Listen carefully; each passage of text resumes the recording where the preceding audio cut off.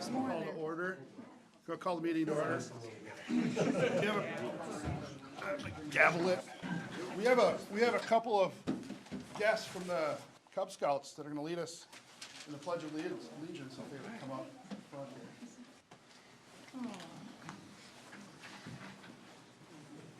One went behind, one more. I pledge allegiance to the flag of the United States of America and to the republic for which it stands, one nation, under God, indivisible, with liberty and justice for all. All right, any changes to the agenda? No, Mr. Mayor, no changes to the agenda. Motion to approve agenda? Second. All those in favor? Aye. Approved. We have one presentation for Chief Regis.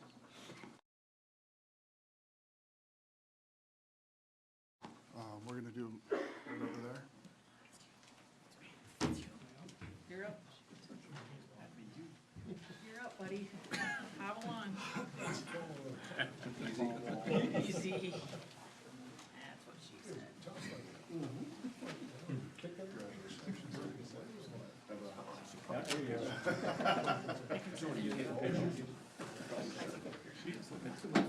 All right, tonight we have the privilege of honoring Chief Regis.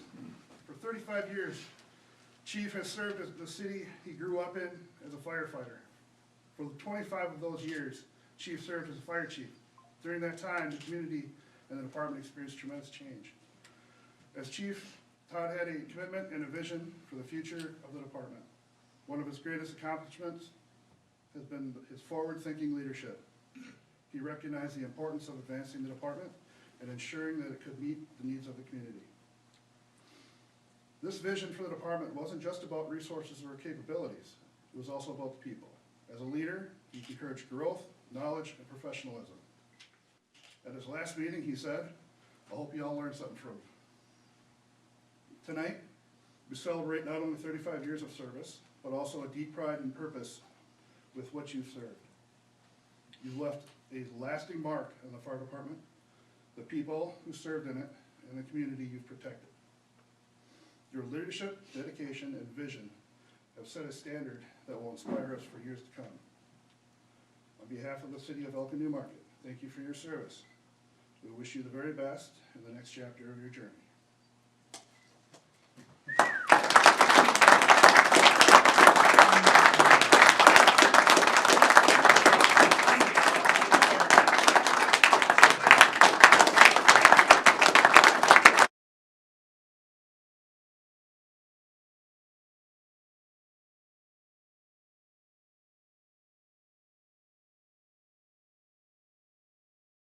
Got 2 minutes speech. I had some cheat notes for the ones that you know me. I'm not really good at doing this, so anyway. So first of all, I'd like to start out by thanking the city of Elko New Market, the New Market Township, and the Cedar Lake Township for their support for me as a chief and financial support to get us Elko New Market Fire Department where we are today. It's a great honor to serve you.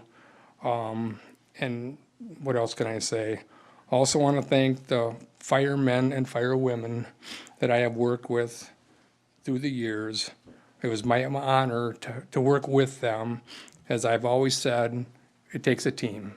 It's just not me. I've had a great team. We've gone a long ways. We've done a lot of things. I'm privileged to work with them. I'm proud of them, and I hope the best for the future. And I think, you got a good group. Elko New Market should be very proud.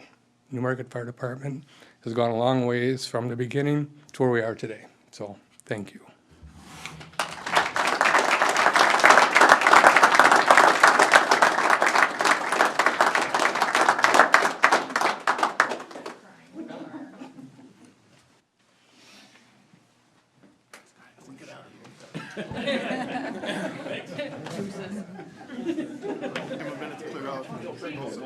Okay, when are we gonna, let's have a little meeting. Okay. You freed up some time in your schedule. I videotaped it.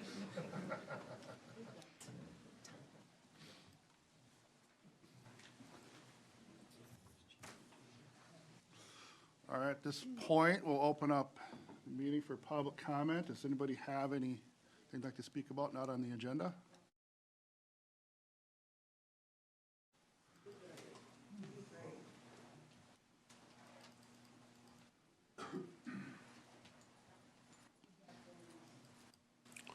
Hi, I'm Charles Fregis. I own a house here in town, 340 St. Mary Street. And there's some post office boxes there. And they're kind of encroaching on my driveway, and they also got the alleyway partially plugged. So the access to the alley no longer can be used and so forth. I had talked to Rich about it several different times and so forth. I just would like to bring it to Mr. Mayor and council, the awareness of it, if we can come up with a different solution or what have you with the mailboxes. So, thank you very much. You want to say something?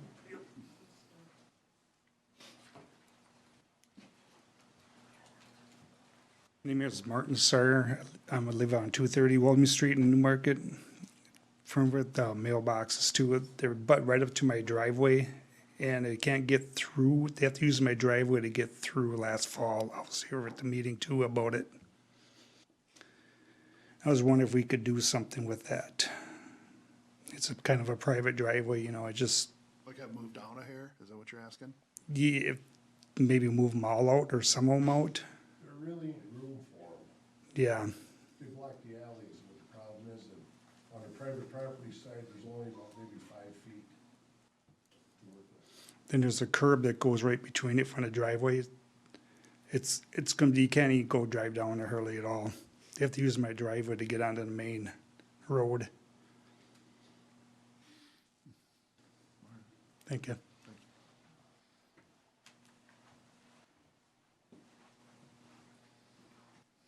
Anyone else?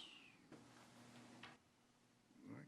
With that, we'll close public comment.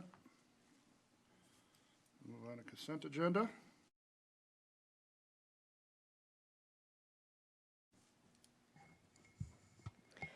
Mr. Mayor, can I'm making a correction on the approving of the minutes under the consent agenda. We advertently put 2024, and the minutes should be approved for January 9th, 2025 meeting. All right. I make a motion to approve the consent agenda with that minor change. Second.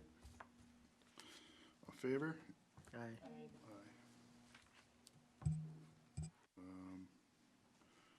Item B, approved payment of claims and electronic transfer of funds. Or,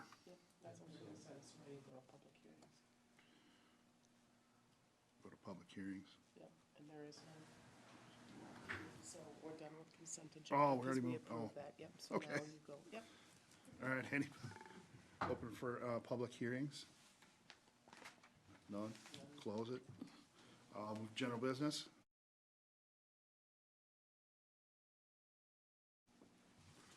First item under general business, Mr. Mayor, is the well and treatment plant improvement engineering services proposal. This is a follow-up to the water system plan that was presented to the council last fall, which identified anticipated improvements that we would need to make.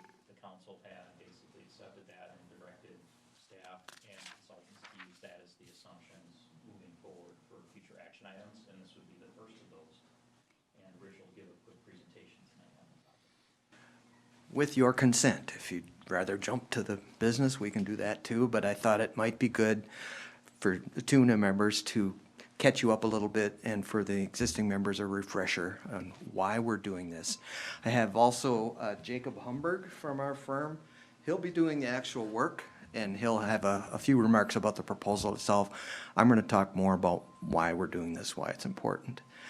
So we can go right to the next slide. I'm going to give you a little bit of Water System 101, hit some highlights from the 2024 water study that will help explain why this work is important. a little bit about the schedule. Basically design in 25 and construction 26 is what we're anticipating. Next slide, please. So your water system has three main components. Supply, and that's where we get the water out of the Prairie du Chien aquifer or lower. That's assumed at this point. All your other wells are in that aquifer or all the way through it. But supply is basically getting water from somewhere, in your case from a well, to the treatment plant. And it's a critical piece. If you can't get the water out of the ground, you can't do anything else with it. So that's number one. Number two is the treatment. We take water at the treatment plant. We remove unwanted constituents, hardness, manganese, radionuclides, things like that. And we add some wanted parameters, chlorine for disinfection, fluoride. In some parts, there's chemicals that might be added to aid the treatment, for example, to help oxidize iron to turn it to particles so we can filter it out. And then from the treatment plant, we go to the distribution system. That's how we get the water out to the folks. Pipes, water towers. We have to store finished treated water that's ready for consumption and deliver it where it's needed, when it's needed, at the right pressure. So those three parts are what we looked at when we reviewed your water system in 2024. There are recommendations for all of those, but we're going to talk tonight about the supply and the treatment parts, at least the first phase. So next slide, please. This is a key figure because it helps establish what the demand we're working for is. We can't just guess, we have to look at something.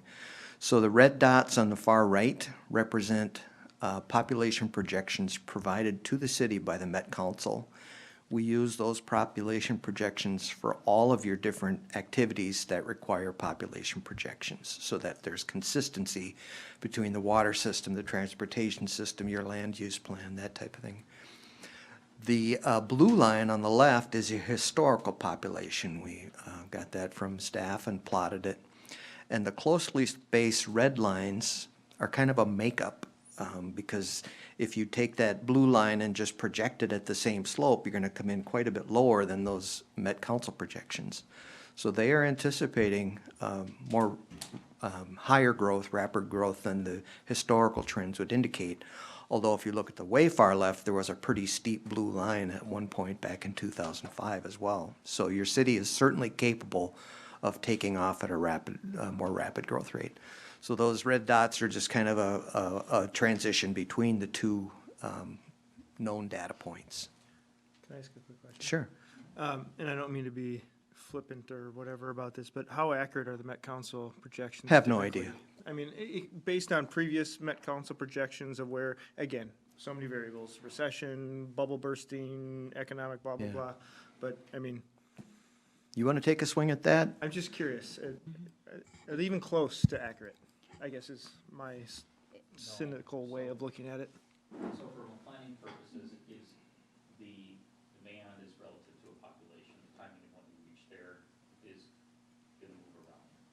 If you look at the line that's there, as Rich previously discussed, you'll notice it's a little bit steeper in the current years because we've fallen below what the Met Council projections have been between now and 2040, and now what they're saying for 2050. I can tell you that having been through several comp planning efforts in this and other communities in my career, it's never right. It's like every other projection. I do think though that we have to use reasonable assumptions, and for the work that we're doing in the near term, it's probably more accurate, give or take a couple of years. But when we start getting out to 2050, that might be 2042, it might be 2065. The further we get out, the nearer term improvements that we're looking to do are needed. They're needed near regardless in the immediate future. But when we start getting out into subsequent improvements that were identified in the plan, those timelines could potentially slide around a little bit more. I think we'll leave that there. We could talk about population all night. But the decision was taken early on. We'll follow the Met Council's projections and plan for those. So once we have population projection, we look at your historical water demand. So what you see here is a chart of your average day and max day flows and the resulting peaking factor from 2015 through 2023, sorry. I've circled the kind of the bottom four because you notice if you look at the trends just in your head, there's a jump starting in 2020 where all of a sudden your average and max day and your per capita usage went up. If you reflect on those years in light of the weather, those were 3 drought years starting in 2020 with significant dry year in 2023. And I'll just finish this sentence and then.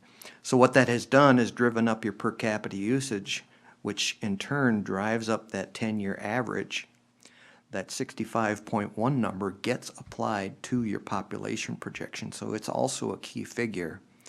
And this might help you understand how we come up with gallons per day in 2025 or 2030 or 2040. Kate? So, may not have affected her out, but 2020, 2021, everyone had to stay home. Do you think that had any impact on this increase? No. You don't think that the usage went up because people? It were maybe working did a from little home? bit, but what we see is domestic usage, whether you're working at home or going to an office. In fact, it may have reduced it a little bit because you're maybe like me, you skip a shower that day or work at the, you know. But the laundry's the same, that, you know. We'll see it go back down when businesses are now requiring. I think it really was largely weather-based. Okay, okay. Next slide, please. So then we can start making some plots. And what you see here in the blue line is if you had no new user, no Niagara, that would be your projected peak day water demand. And I'm going to emphasize that we're only looking at the peak days, the worst day of each year or the worst couple days. This is not everyday flow. We can meet that pretty easily for a long time. But it's those peak days, and we have to provide water on those days too. So we have to size your supply and treatment and distribution for peak days. So we've only plotted the peak days. And like I said, the blue line is with no new user. Niagara Phase 1 is the red line. So you can see there's a jump starting in 2025. Then it's kind of an even slope if it's only Phase 1 going out to 2045. Phase 2 comes along, and we just took a guess. We don't know exactly when that might come on. We said, okay, starting in 2029, that'll come online in 2030. You see another jump, and that's that green line. So that top line represents Niagara Phase 2. I don't recall why I highlighted it, other than it shows you a trend of a jump in 25 and another jump in 2030. Now, if we go to the next slide, we plot on top of that graph what your wells can produce. What's your supply? So the blue line, the blue dashed line that runs flat across the graph at about 1.5 million gallons a day, that is your current firm capacity. And firm capacity is a key concept to remember. What firm capacity means is it is your abilities to supply water with your largest well out of service. Your total capacity is the green line up at about 2.5. However, it's standard and recommended practice that you design for firm capacity because things can happen, and they can happen at bad times. Maintenance or a lightning strike or something can take a well out of service, and you still have to meet that demand. So pretty common practice that you provide a firm capacity to meet your needs. Any questions on that before we show what happens when we add a well to this graph? Next slide, please. So the new well moves your firm capacity from that dashed purple line up to that dashed green line, and your total capacity up to that top solid blue line. So total capacity would even be above Niagara demand through 2045. That doesn't mean you shouldn't add another well at some point, because what you want up there is not total, you want firm capacity. However, for now, adding this well that we're talking about in our proposal puts your firm capacity up to 2.5 million, which carries you through up to about when phase 2 would start. And we can talk nuances of whether you add another well at that time, or maybe you wait a couple years and kind of risk it. What firm capacity goes to is risk mitigation. It's not absolutely necessary to provide the water, but it certainly mitigates risk if something should happen. And so it's wise not to roll the dice too long. Although, you know, you can provide the water if you don't have it right away. So we are shooting to move your purple line up to the green line as part of this project to help meet that peak day demand. Any questions? Next slide, please. Then we talk about treatment, how much water can be treated. And I already mentioned we're looking at reducing iron, manganese, and radionuclides, which come out with the manganese and the iron. They fortuitously tend to attach to those same particles, and so when you remove one, the other comes out. We have different capacity levels there. The bottom purple line is a capacity as if we're flooding your filters at a rate of 2 gallons per minute per square foot. So every square foot of your filter cells is getting 2 gallons a minute at that rate. And that is your the basic design. That's what the plant was designed on, was 2 gallons per minute per square foot. It's a common number. It's pretty conservative. And with that, you can treat a little over 1.5 million gallons a day. If we flood those filters at a little higher rate, 2.5 gallons a minute per square foot, you jump up to the green dashed line, which starts to buy you more time. Jumping up again to the yellow, which is doable, 3 gallons per minute per square foot, buys you even more time. There's a trade-off, though. As you increase that filtration rate, your filters clog up faster, need more backwashing, so there is a limit to how much you can do. You can't push them infinitely. There's just no way to keep up with the backwashing. Rich, is there also a certain amount of risk mitigation as well? Because if you had, the filters are broken down into individual cells. Absolutely, yeah. If you were running at red line consistently, You have no capacity to shut down one to backwash it, right? or repair or do whatever. Yep. Yeah, we think it would be safe on higher demand days to run maybe around 2.75 GPM per square foot, so kind of between the green and the yellow. And the recommendations in our 2024 report reflect that. So any questions on this? So we'll show what happens if we introduce blending into your system. The next slide, please. So blending would allow us to take that peak day capacity up to about 2.7, 2.8 million gallons a day, which pretty much covers demand for treatment even through the initial beginning of operation of a phase 2 of Niagara. And that's assuming we'd be first running our filters as hard as we think we can. And if we still can't keep that, that might be where we'd introduce blending on those really high demand days. I will just move on from this and talk about what that might look like. Next slide. So what we're talking about now with treatment, of course, is quality of the water. We have to deliver water that meets primary drinking water standards. Those are must-dos. They're for health reasons. There's also secondary standards. Those go to the goodness of the water. Everybody likes to have water that's not rusty, doesn't have black gunk in it, so forth. Those are secondary standards. They're not health standards. That stuff isn't harmful, but it does make the water much less pleasant to use. We've met those standards since this plant went online in 2015, and any options that we reviewed during a study would continue that achievement, including what we'll talk about next. So next slide, please. Here you have a very interesting process flow diagram.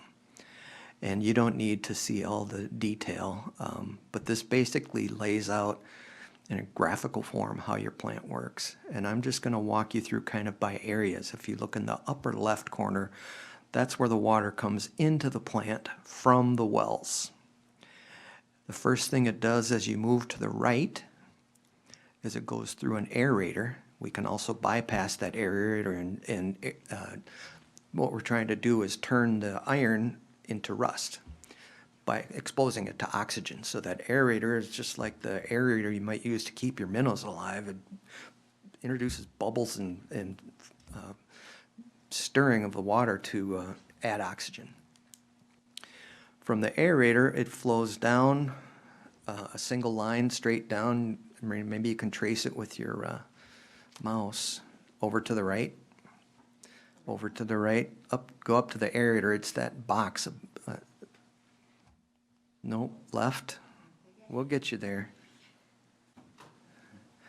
I don't know why I'm spending time on this. It's not probably going to remember anyway, but Corey, you got the aerator?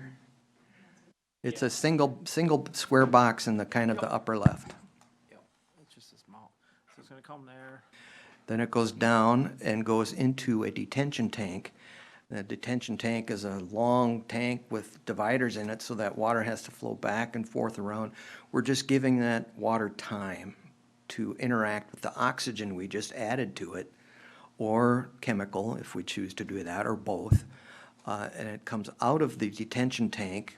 On the left side of it, goes around and over into the filters. And those filters are specially designed with material that will grab those particles that we just created and separate them from the water.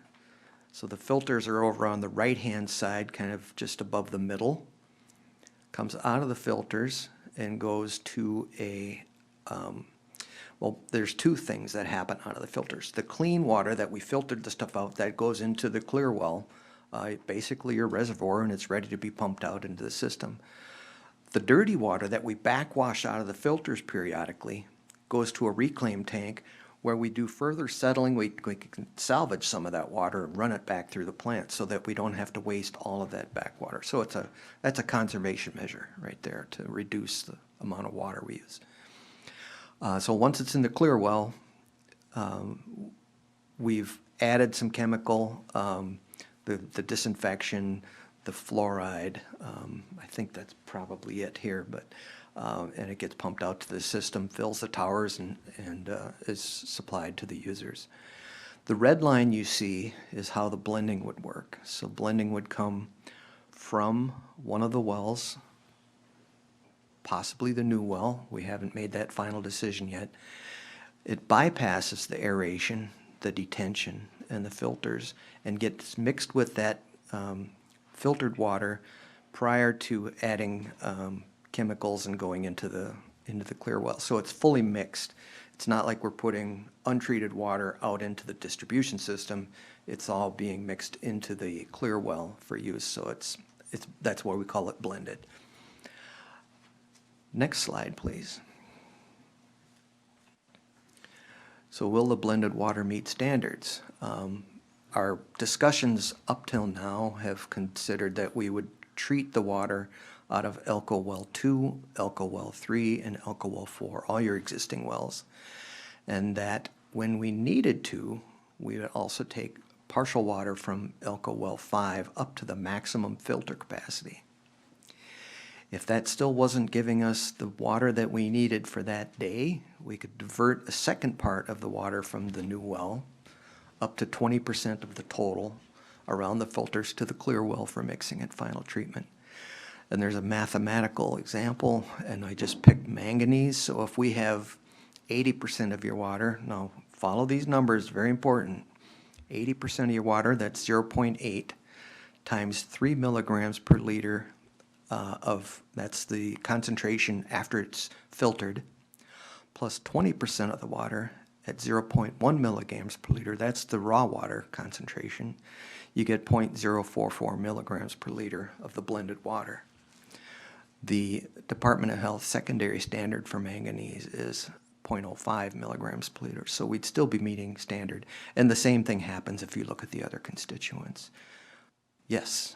What is, if we do not blend the water, what is our milligrams per liter? 0.03. 0.03. Oh, that's what that is, the Yep, 0.03 is yep. when it's not been blended. Okay, gotcha. Yep. Okay, making sure I'm right, okay. Yep. So, that's about as clear as I know how to make it, but I'd be happy to answer any questions. Next slide.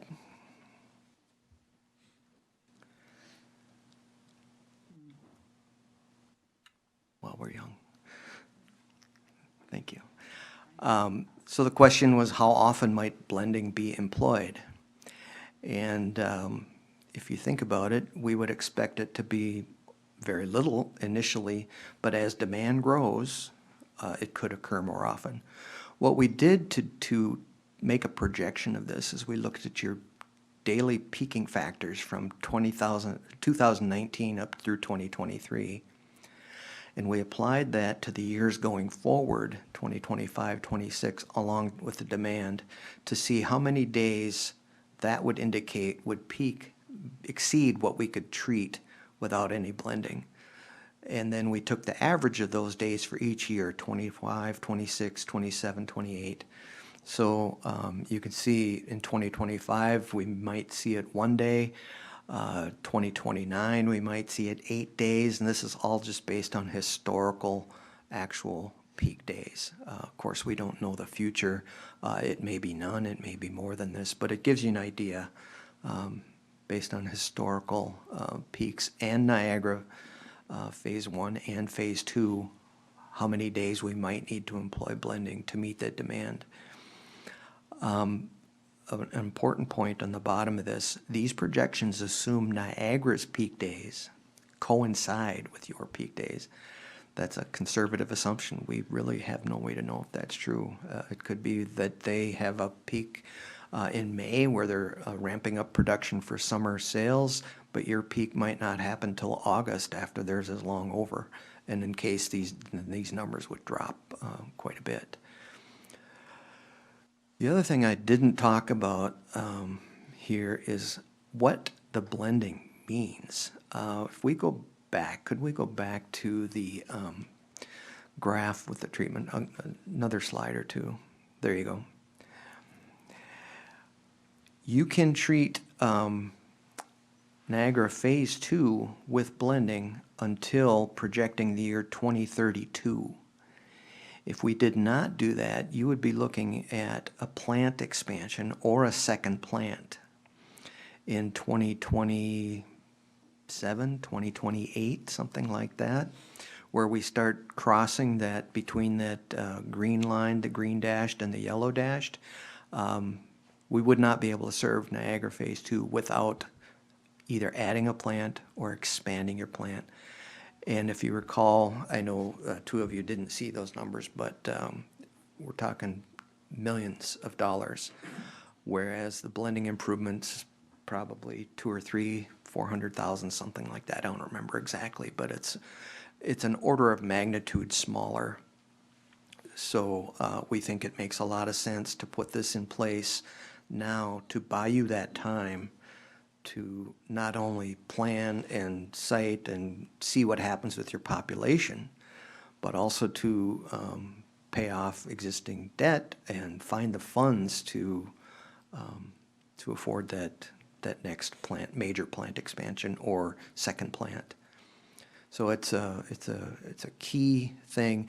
We think it makes sense now because the new well will likely be up near the plant. It will involve piping to the plant, controls, a lot of overlap with what this blending improvement would be, which is largely a piping and controls and some valving improvement. So we could jump back down to 22. Oh, I got my slides mixed. Oh no, 20. Yeah, I got my slides mixed up. 2025. There should be one that talks about what we'd be doing at 25 is figuring out where to put the well, and Jake will talk a little bit more about that. 2026, we think, because there are limited numbers of firms that can drill a hole this big, 500 feet deep, straight up and down, put put a pipe in it, develop it. There's just not a lot of folks that can do that. The ones that can are pretty busy. We're hearing there's a backlog. So even if we had those plans ready to go today, I don't know that you'd get that well in 2025. So I think it's in the city's interest to mitigate that risk of not having that supply capacity to get started on this, so we can get plans out on the street as soon as possible. Even if they can't build it to 2026, we get on the list. I think I will leave it there. Maybe I'll field any questions on this part before I hand it off to Jake to just go over the proposal very quickly. So I like simplifying things, and pardon if I oversimplify it, but for purposes of the blending, we're doing some plumbing at the plant Yes, to put off the much greater expense of having to build an expansion with which would result in a handful of days having a negligible impact, probably not noticeable on the water on those handful of days. precisely. Okay. Yep. Question I had, so on those days that we blend, what's coming out is blended, does that blend further in the system based on water from the previous day or the day that comes after when it's out in the system, based on how it functions? I don't know that it'll blend further because it's moving in a pipe, but it's not like it's gonna hit your glass instantly. There'll be a transition because it also has to move through the clear well, through the pumps. So I don't want to guarantee that no one will notice it because I can't, but it's certainly going to meet primary and secondary standards. It would be perfectly adequate water. If that's what you always provided, we'd be happy with that. Imagine that that was the result of the treatment plant today. We'd be satisfied with that result. So this is no different, although it's slightly higher concentrations. It still meets standards, and it's not like all of a sudden you're gonna get a cup full of black water. It's just, you won't. I don't know if people will notice it or not. I kind of doubt it myself, but as soon as you say something, then it happens, so. But it'll certainly be safe to use.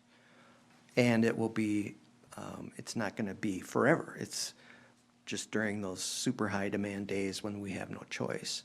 We're first going to certainly try to maximize flow through the plant. Maybe we can do more than 2.75 gallons per minute per square foot.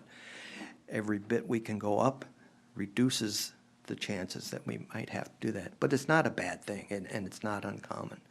I know you guys have done some asking around other communities, and there are some that I'm sure you told us that they take water out of oil right into the distribution pipe. They don't even run it through and blend it or chlorinate or anything. So this is One of the certainly questions better we than had that. Previously, Corey, was, does anybody else do this? I know you have some information Yeah, on so I reached out to a bunch of different communities, typically ones around here, around the cities.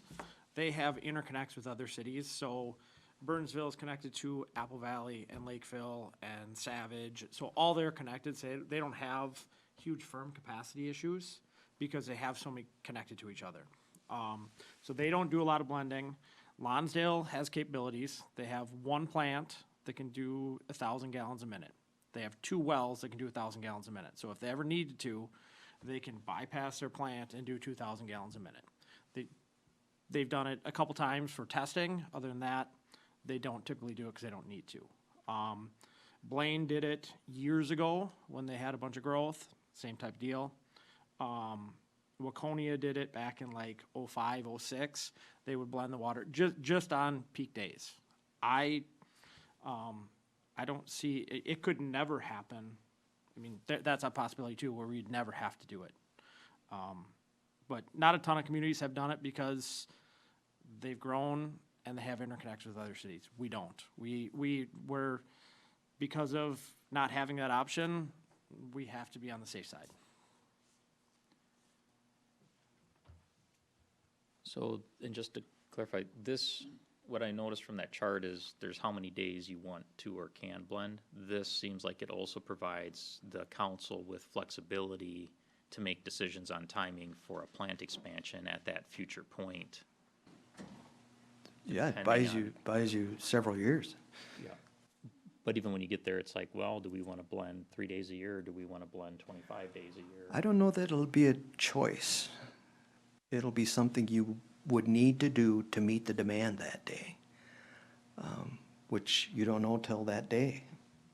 You might see it coming because there's a trending or something and be prepared all the time, but it's not something you choose to do until you have to.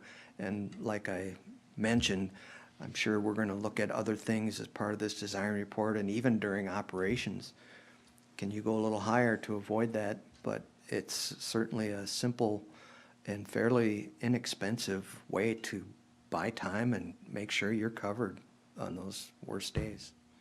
Does it hurt us to move forward now under the assumption that the blending will only be on like peak usage days, but let's just say a couple months, a year from now, it's a lot more than that? Is it gonna cost us more than to move up the timeline of? You might think of it a different way. If you didn't do it, you'd be in deep trouble on those days if it happens that fast. I don't expect that unless something really disrupts the system. But, you know, a couple months is going to be March. Typically, we see the peak usage in kind of maybe June, July, August, those hot months where there's a lot of lawn watering. That's where the demand comes. Niagara does have peaks, but it's more muted than yours are. Well, and so much of this in my head too is still so hypothetical until we see Niagara actually running and then see what our growth actually is and how many of those dots are actually accurate. I mean, there's still so much variability or potential variability in all of this, so. I mean, That was the I attraction to appreciate this that, option. but, yeah, It's a low-cost way to make sure you're covered until you know more and can see what actually happens. Well, and a couple things too, like typically a peak month in the summer, 20-some million gallons a month. So when we did our pump test in December of last year, we did 49 million gallons. So we doubled that, and we were still only running at, our peak was like 1,250 gallons a minute. So what our plant was originally designed for was roughly 1,600 gallons a minute. So we could even go up another 350 gallons a minute. I mean, that's 49 million gallons a month right there. Yeah. Which you may have peak days, which, you know, you have this option. In the near future, our plant is very large, very robust, and it's been not at idle, but until we really stressed it during our aquifer test, it's basically just kind of idling along. And when we did the aquifer test, that was kind of a crapshoot. We didn't know what was going to happen, and everything worked flawlessly, nonstop, for 4 weeks straight. Nothing shut off, and we didn't have. And you could have issues at some point in time, but we didn't have any issues, and we stressed it double what we ever had before, and we didn't have any issues. Not saying there's not going to be issues in the future, but I'm pretty confident that ramping things up, I think that this is a good safety measure, but I don't foresee it being used all that often. Yeah, we don't either, actually, based on this, but it could happen. And this isn't a thing to take chances with. So I'm gonna just let Jake talk a little bit about what the work would actually look like, and then take more questions.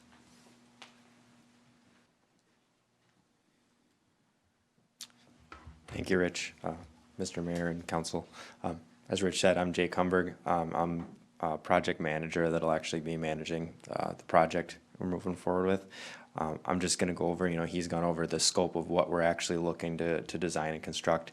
I'm just going to really quick run through our actual proposal that's in your packet and kind of give you an outline of our work going forward on the project. So the design, right now, we're just proposing on the design for this project. And it's broken down into two main phases. The first phase is going to be our preliminary well siting study and resulting preliminary engineering report. So we'll be working with LRE Water, who we've already been working with the city for the previous aquifer test and other stuff in town. They're the hydrogeologists that'll be helping to perform the well siting study. Goal is to identify, in the area that we're looking at, and Rich already mentioned, we're gonna start with the existing plant property. Identifying, making sure that the aquifers that we believe are there and the sources of water that we believe are there are available. And the goal is to try and pin down the ideal location, based on a number of factors for, the new well. I'd evaluate a number of things too, in addition to that, interference, potential for interference with other wells or with other city wells or private wells. Basically look at the well at a theoretical high level. It will be a desktop study by LRE.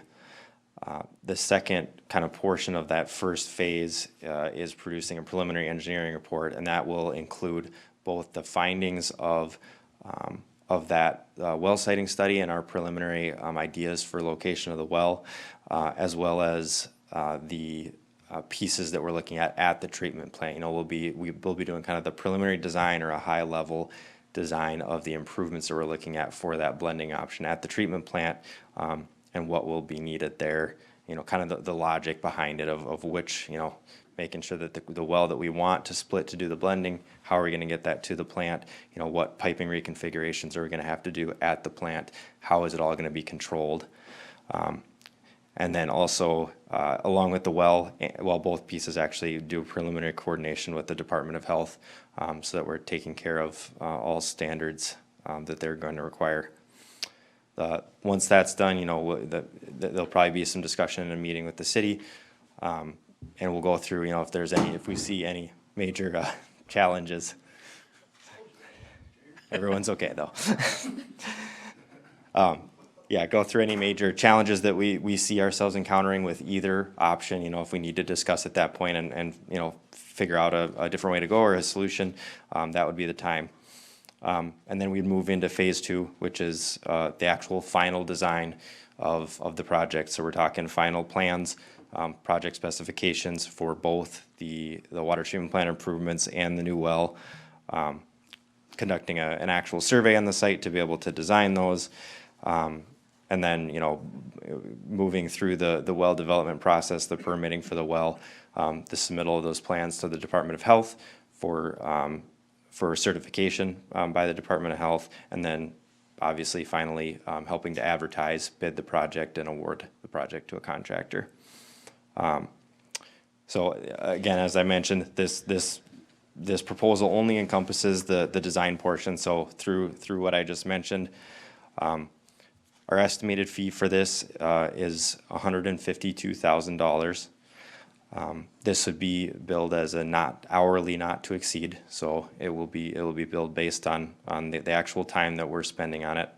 And we estimate that we're looking at 12 staff members, both within and outside of Bolton and Mink, and upwards of 750 man hours to complete the project. For construction, we would ask that we would ask that you prepare for probably a similar fee. Obviously we will propose on that at the time, once we know the final scope of work, but in our experience, it's likely to be a similar fee. Also included in the proposal is a rough schedule for the project. So just walking through that quick. So the first few phases here with this desktop study, our initial looking at the blending option and beginning design or high level design are going to take place in the next couple months. Obviously we're already late in January, so we're looking to move pretty fast on this now, to be able to keep up with the schedule.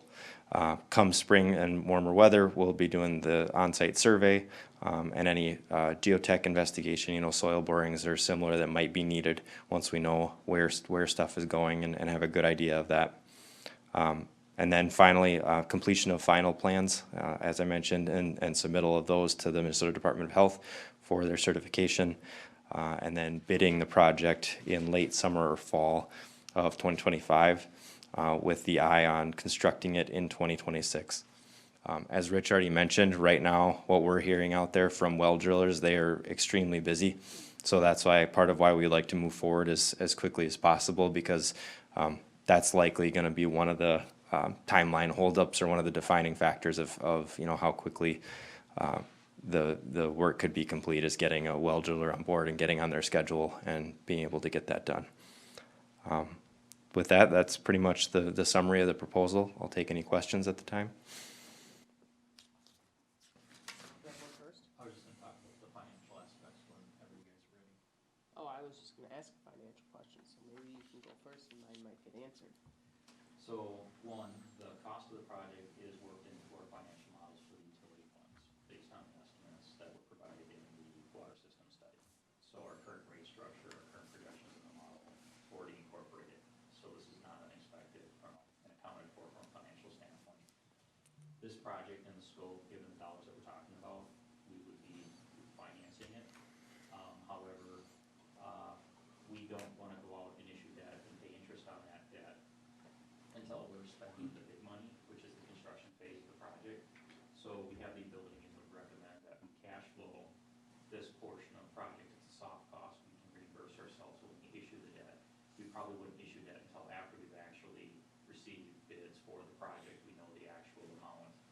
And then we would we do the financing at that time, and then we reimburse the water fund for the money that laid out over the course of 2025. So we'd probably look at, well, we're looking at bidding probably late 2025 or early 2026. Yeah, hopefully late 2025. So we'd probably be bonding in that same timeframe after we receive the bids. So can I ask a question? In our packet, it said $152,000 for the design and $150,000 for construction observation, so it's $302,000? So we're not officially proposing on construction right now. I just, 250, that's what yeah, it says we suggest. I wanted to make certain that it wasn't a typo and it should have been 150 and, you know, they were repeat, but it is both 152 and 150. Those are typical percentages for both of those aspects for projects of that scale. And again, it's going to be a build as not to exceed, it's not a lump sum amount. The design phase. Construction, We don't do that because we can't predict how it's gonna go, but, design, yes, that's limited. Correct. Can I ask a question? Yeah? All right, cool. No, so, and I saw the sentence in here, about public engagement and things like that. I mean, I just want us to assume, I would assume that we will do a lot of, whether it's built into, this proposal or something that the city does, to make sure that we're communicating clearly and effectively with the township, especially up in that area where it's potentially gonna be. So just making sure that that's factored in somewhere, and if it is an additional cost, like, I would just rather plan for it initially, like now, so that we account for it, just so we communicate well with the township folks and the surrounding potential, if there's well interference, possibilities, where that new well is gonna go, so. It's a bit of a new duck. It's not in our proposal. We certainly have people that can do that kind of thing, but you also have people here Right. that might be So I don't know able to where it do- fits, but Right. we need to fit it in somewhere. So what I'm Yeah. thinking we'll do, we have our engineering meeting coming up Tuesday. I'll put it on the agenda and we can talk with staff about how we might and what we might do, because there's really nothing gonna be visible. And I don't expect any pumping oddities or anything from this. They will be developing that new well, but that's typically only a few days. So I don't know that we'll have any interference impacts, but we'll talk about what makes sense, to be good neighbors. But the point is that while all those things might be true, communicating them to people is important. No surprises. Yeah. Absolutely.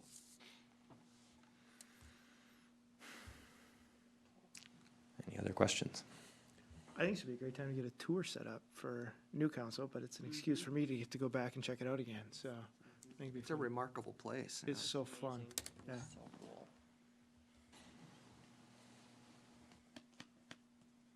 You can sign me up. So do we need, We need a try to scroll to the motion. memo, Do you yeah. need, So we would need a motion to approve the proposal from Bolt for the project. So moved. Second? Sure, I'll second it. All in favor? Aye. That concludes that portion of it. Thank you. I apologize for that outburst, that was out of pain. I've been dealing with the back issue. Chair break, you just, Doesn't help it. that was out of pain. Do you want me to grab you a different chair? I won't move. So I can apologize for that outburst. Pedal tractor pulls. So the reason this is not under consent, is the same reason it was last year when we approved it. So normally if you have a vendor who is operating, they are a licensed business, they normally carry liability insurance, et cetera, et cetera. In this particular instance, this is not an actual business entity, it's individuals who are basically renting out equipment. So there is some additional risk exposure to the city. However, as the packet indicated, the League of Minnesota Cities indicated that we have liability insurance, and even though they're not a normal business entity, they're also provide and have provided copies of their, or will need to provide copy of their liability insurance. So the reason we're just putting it there is just making the council aware that if you do approve this, there is the potential for some additional exposure. Motion to approve DNS pedal tractor pull. Second. All in favor? Aye. Aye. Is that a kids only or the adult version? Asking for a friend. Although that might be really interesting, Mr. Mayor. Be good for your back. Today, I don't know what I did. All right, reports.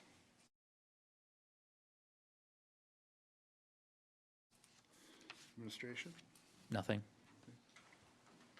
Public Works. Not much, but I want to touch base on the mailboxes that they I was brought gonna up. ask you to. Yep. Can we, So mailboxes, the city doesn't install them. We don't have anything to do with mailboxes unless we hit them. They were reinstalled after the project. Are they in the same spot they were before? Okay, so we, In the alley a little more. okay, They're covering So- more of the area of the alleyway. okay. So they're in the alleyway. They have been for as long as I can remember. As far as I know, the city has never installed them. Homeowners typically find a place to put them, and they put them in on their own. So we don't move mailboxes, we don't put them in. If we hit them when we're plowing, we'll fix them. Other than that, we don't have anything to do with them. So Could I add a comment? I was gonna touch on it in my report too, if we wanna wait for that. I have some thoughts how to approach this. I live right next to Marty here, or my house is right next to Marty. Anyway, the driveway, a new person has just. can you come moved- up to the podium? Oh, I'm sorry.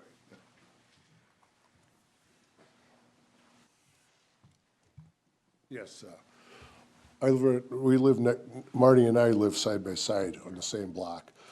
And anyway, since this year all has happened, one of the houses across the street has gotten sold right now. And they have a temporary mailbox which encroached in closer into my driveway as of a few days ago. So I assumed the mailbox will be, and there's really no room for snow removal and so forth on my driveway. And if you go the opposite way, 3/4 of the alleyway is already closed up due to mailboxes. And years back, one of the old neighbors, he had to have an ambulance remove him from his house due to health. And they had to use the alleyway to do that, to accomplish that, because his steps in front of his house were too steep to go up and down with a gurney and so forth. So we talked about this here different times. The mailboxes, from my understanding, when they all got taken down, they were possibly gonna be moved to a different location. I had talked to the post office in Elko also about this here, and he said, it don't make me any difference at all where the mailboxes go. So this has kind of been ongoing. Now, since they've been put back up, they're spaced out wider than what they were before. So they go all the way from my driveway, all the way 3/4 across the alleyway. And the only way you can come up and down that alleyway, you have to turn across and move over and drive on Marty's private driveway. And he's showing cracks in his asphalt due to that traffic. There ain't a lot of traffic there, of course, but from time to time, people do use the alleyway.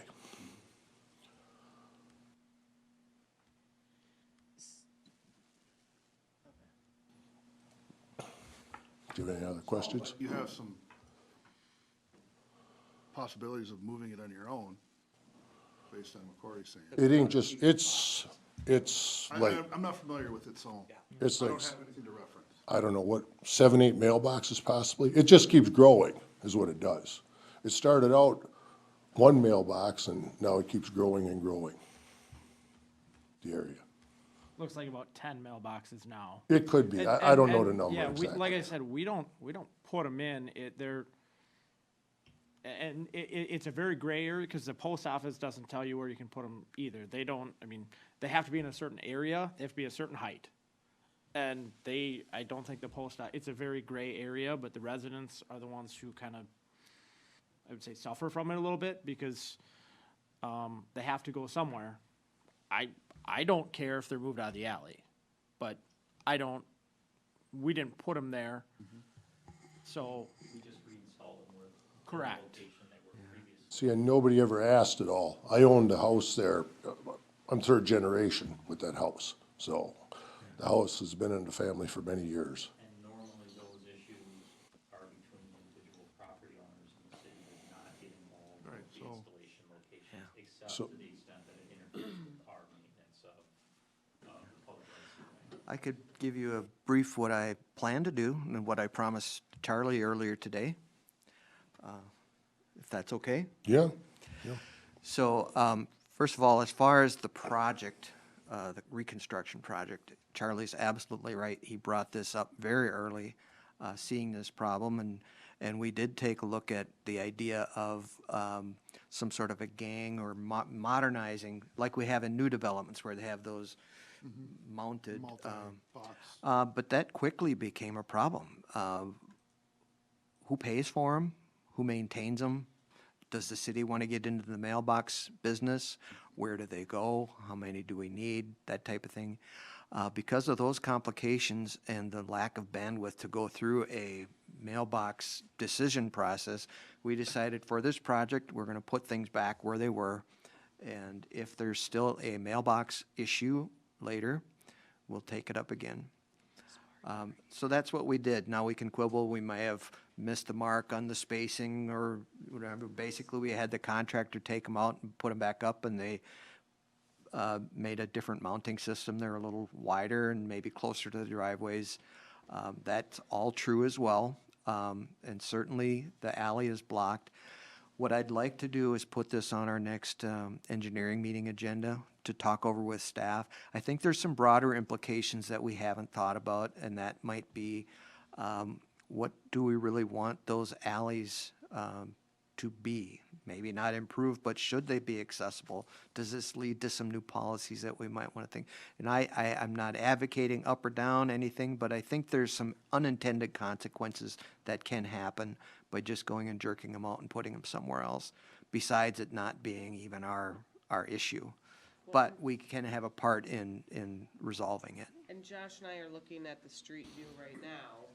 So where would you, if you had your druthers, where would you want it moved to? The That's- right-hand side of your driveway? that's an or old picture of before the street construction ever happened. Yes. literally I'm what we like, were it's- just looking at? Yeah. But where would you move that to? If you had your druthers, where would you Well, want it moved to? You can see where my driveway is. Right now, there's a mailbox about 2 feet away from my driveway right now. My driveway is right there. That's 340 St. Mary Street. They're So- certainly closer than they were before. There's And no the disputing spacing, that. the spacing of all the mailboxes got wider, so they encroach almost a full alleyway. And that asphalt driveway, that's Marty Sayers. So consequently, they come down the alley, they turn onto Marty's asphalt driveway, and they're cracking it up and doing damage to it. Who comes down the alley? We don't know Yeah. Was it during construction, or? No, there's, I'm at work, so I don't know who goes these. There's a- We don't come down there. there's a natural gas line running down that alley that accesses all the homes. I think the So- council can see that this leads to a lot of unintended things, you know, with traffic that's going around it. Just jerking out those mailboxes for, say, there's 8 of them there, that's 8 different property owners we need to notify and work with, and we can't just go put it a block away and not have someone else angry. So, we have promised to take it up at staff and see if we can come up with a solution, and maybe a broader policy if that's indicated, so we don't have this happen again. I'd like to talk with staff about your alleys, whether they should be open and why. There's some very compelling arguments Charlie made on the phone and tonight, and Marty as well, so I think it deserves discussion, but I don't think this is the place to get it sorted out. Can I just ask a dumb question? So I've driven down William Street a while ago to look at this because Marty had brought it to my attention. Whose houses are all these mailboxes for? Exactly. Mostly all on St. Mary Street, I think. I'm not sure. So why are they not located on St. Mary Street? Why are they on your street? So there's mailboxes on St. Joseph that are people who live on Main Street. So it's, I In mean, the boxes in front of their house. See, but like yeah, I said, that's where it falls, yeah, that's where it falls All right, we're in. going down a rabbit hole. Yep. yeah, That's a huge rabbit hole. We'll let but these guys let's- do yeah, their let's- work. the part that, Just a little additional point, a couple things that need to be understood, I think, by property owners, even for staff, before we get into it. This is an unimproved alleyway. If you look at who has access to the alleyway, Marty doesn't have a backyard. Charlie has easy access to the rest of his property. The person on top of the hill, they have access through the alleyway, which is a driveway, which is shared for the use for a water tower. There's only one person who might try to get to their backyard through the alleyway. From that, it's clear that the access, and there's no pieces of equipment back here, is occasional. The other thing to point out is that it's an unimproved, it's a platted right-of-way, but it's not an alley. It's not an improved, and as such, legally, that area gets to be treated as private property by the adjacent property owners until such time as it's improved. So there isn't a right of access for any of these property owners to get through here, even though they might have done it over the years, and Charlie and Marty have been good neighbors and let them come through as well. So that's part of this as well. There isn't a burden on the city to provide for free access through there because there isn't any inherent right for that in that location. I'm not suggesting either that Charlie and Marty would be bad neighbors and say, just don't come through there. We still want to take a look at this issue. But we need to understand that this isn't a true alley. It's a platted right-of-way, but it's not an alley. if I could comment, Marty had told when we were talking tonight, some years back, he said he received a letter from the city, he had his trailer sitting in that alleyway, and the city had asked him to remove that trailer out of there. Yeah, you can use it as yard, doesn't necessarily mean you can park stuff. But that, you know, and the house you were just showing behind mine, that's where the ambulance accessed the alley to go up and pick up a patient out of that house here some years back. And they can do that if they need Yes. to. They can cut across yards if they need to. The only problem is they have to enter off Marty's driveway. They cannot enter onto the street. Right, and how many times has an ambulance had to go across there in the last? But people do use that alley, that's the problem. Yeah, but Yes. I'm just pointing out that it's not an alley, it's a platted right-of-way, just like the boulevard in front of a house. It can be used as yard, but it's not a street, it's not an alley. There isn't an inherent right for those property owners to use it as a street to get access to their properties. At any rate, he don't really approve of the tracks going across onto his driveway all the time. So, With at the any new rate, curb in there now, it's, at the end of the driveway, they come up on the sides. So you got the mailbox here, the curb here, there's probably that much room that you can drive through. Besides driving in my driveway. So Marty, which properties are utilizing that to access their properties? Because when you look at an aerial photo, there's only one property that needs to. There's, It may not even be a property owner. It could be somebody that's just trying to scoot through there. who would ever think to do that? I don't know. There's people I- that know that there's. I would ways say to- during construction this summer, I'm sure that somebody went through there because it was, I mean, with the rain we had, I'm sure that I drove through there once. Right. During the whole, I've never seen anybody back there. I'm not saying they don't, but during construction this summer, I could see where somebody would have gone through there. Outside of that, I don't know why anybody would drive, because it looks like you're driving over somebody's yard. Right, right. I was just throwing it out there. I was being devil's advocate and just saying, you know, maybe somebody just saw the driveway on Webster and thought, hey, let's just go right through here. I don't know. I think we have a pretty good understanding of this particular problem, and we'll We'll let you work on it. And we'll- yeah, please. People do drive through that alleyway, though. Yeah. Different many times. I have had offers on my house over there from people sitting in the alleyway and taking pictures of the house. Yeah. So people do drive through an alleyway. Charlie, All right. I thank believe you. you. I'm expressing myself because this has been ongoing for a long Right, time. right. Okay. All right, anything else for Public Works? Corey?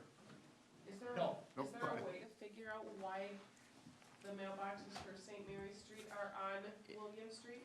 In a way, it's irrelevant. They're there now, and we gotta see if we can come up with a solution that doesn't involve us too much, but, I think there's broader issues that I wanna make sure the staff thinks about. I mean, mailboxes between, and like I said, it falls on the resident, and the post office is gonna tell you one thing, that they will let you know where they can be. We obviously allow them in the right of way, and they have to be a certain standard, but we don't, I mean, these new gang mailboxes that are going in, they're not ours. We don't own them, we don't maintain them. Like I said, the only thing we do with mailboxes is make sure that if we hit them, we fix them. That's all, at least Public Works has to do with mailboxes. We don't move them, we don't raise them, we don't do anything. So they were put in there privately by whoever they are.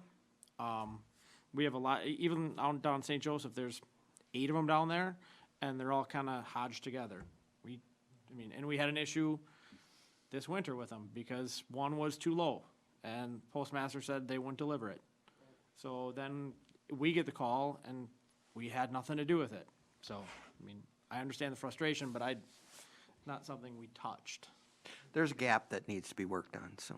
The issue is, it's between property owners. The property owners don't always want to work with each other or can't work with each other to resolve it, so we get brought, we become the person to ask to solve the problem. So, And I was just trying to understand the background of it all. That's Yeah. all. Okay. Are any of those mailboxes your guys's? No. No, okay. Yes, Yeah, yours is one of them? mine is one of them. Okay. In fact, when these original mailboxes appeared on the property there on 340 St. Mary Street, no one made me aware of it. They just appeared, and when one was there, suddenly there was 2 of them, and then there was 3 of them, and I don't know what there is now. I don't know the number, but it just keeps growing and growing. And like I said, now there's another temporary one there, sitting in a pail of sand, encroached way over the driveway, which makes pretty miserable to move snow and so forth. So it just keeps growing, and if it'd be 1 or 2 mailboxes, you wouldn't even see me here.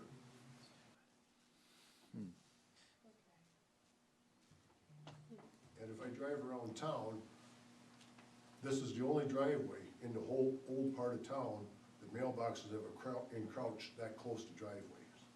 It's the only one in the old part of town. Okay.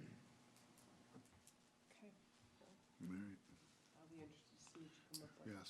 It'll be brilliant. Leave it to Need Rich. a white folder in the mail. We're gonna blend the mailboxes. All right, Chief? nothing for me. Nothing? Engineering? I'm done. Okay. Community development? I only have one update. Our staff had a conference call with Met Council this morning to review 2050 comprehensive plan, try to understand what their timeframes were with adoption of their policy plan statements and release of the planning handbook, which gives us the direction to start our plan. So just looking forward. We'll be returning to the council in the foreseeable future, talking through those timelines and starting to plant seeds with the council, what that might need from a resource standpoint. It will have a budget impact over the next several years as we work towards comp plan adoption, so. Do we have any concerns with their 2050 vision or whatever they're calling it of, you know, number of units per acre and all that stuff? I mean, does any big impact on us? Are we far enough out? We're not in that area of the Yeah, outer our, ring suburbs that are Yep. getting fired up about it? yeah, our density will not change from the 2040 plan, based on our community designation as a rural center. Won't be changing, so. Yeah, that's not the primary We're not concern. the three, the ones that are getting upset about the 3 and the 4 or whatever density. Yeah. Yeah. No, our concerns with the plan are multiple, but not that specifically.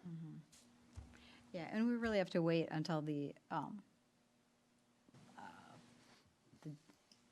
so once the policy plan is adopted by the Met Council, then their staff goes back and they prepare this handbook for cities, and they put the minimum requirements in this handbook, and that's really what we're waiting to see, and that, based on our meetings today, that won't be available until the fall. Likely, Fall? yeah, likely September or to October of 2025, so. So our work will really start kicking off in 2026. So as we start coming into the budget cycle for 2026, we'll need to start thinking about what work we have to do in 2026, 2027, 2028, and 2029 as we move towards having to update our comprehensive plan. That was one of the purposes for the call, is not only to understand it, but to see if we could spread that work over multiple years, so it's not such a big impact, financial impact in 1 year. So, that's all I have. All right, parks, anything from parks? No? CCEC? Oh, do you want me to give it, or do you want to give it? It doesn't matter, I can do it.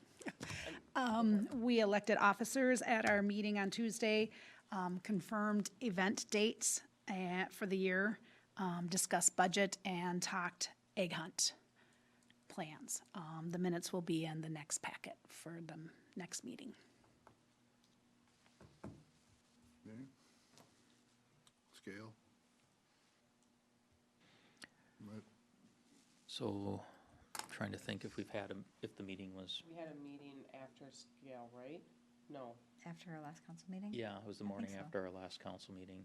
Yeah. You can tell how hard hitting it was.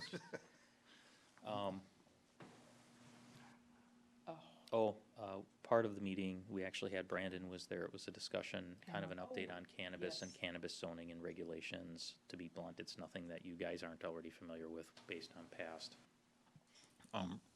discussions. A lot of it was, what did you do? What did you do? Type of discussion with regards to it. We also had an update from the Belle Plaine School District as the host for that particular meeting. Is that it? I think that's it. Not enough Yep. for it? All right, I-35, No executive committee. or executive committee, I'm sorry. No executive committee meeting since the last council meeting, and no service delivery meeting since the last council meeting. All right, now I-35. No, we haven't. We had one the day of our last meeting, so it'll be coming up here in a couple weeks. Taking on to that I-35 at the last city council meeting, Josh suggested that somebody from staff insert themselves into the I-35 Solutions Technical Advisory Committee, and I'm now on that committee, so that, it sounds like they don't have a regular schedule, they just meet as needed, but just FYI. What was that called? TAC or? Technical advisory. I don't know what they're. It's TAC. I don't know what the hell it Yeah, stands that's- for, but That's why I yeah. was thinking, okay. Nice. All right, any other discussion by council? The only thing to plant a seed of is, do we have any plans for the bonding bill and I-35 County Road 2? Any study, anything that we need to get done that Cosnick or Duckworth could carry?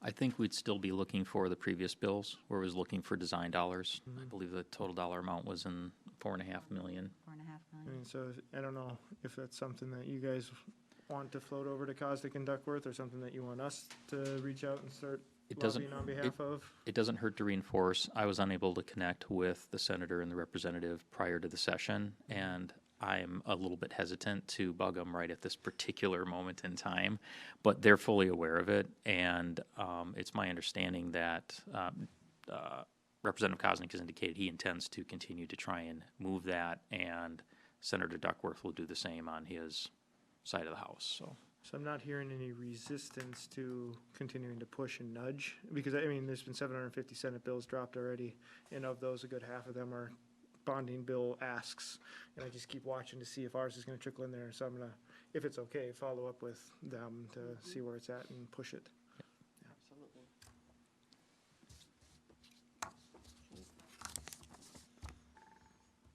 All right, anything else? Any other discussion? Need a motion for adjournment? So moved. All in favor? I'll second it. Second, all in favor? Aye. Aye. Meeting's adjourned.